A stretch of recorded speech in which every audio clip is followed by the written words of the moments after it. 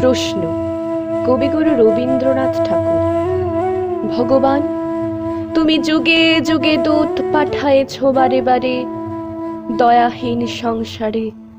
তারা বলে গেল ক্ষমা করো সবে, বলে গেল ভালোবাসো, অন্তর হতে বিদ্বেষ ও বিষ্ণাস।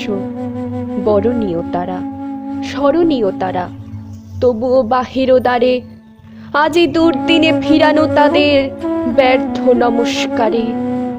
আমি যে দেখেছি গোপন হিংসা কপট রাত্রি ছায়ে হেনেছে নিঃসহায়ে। আমি যে দেখেছি প্রতিকারহীন শক্তের অপরাধে বিচারের বাণী নীরবে নিভৃতে কাঁদে।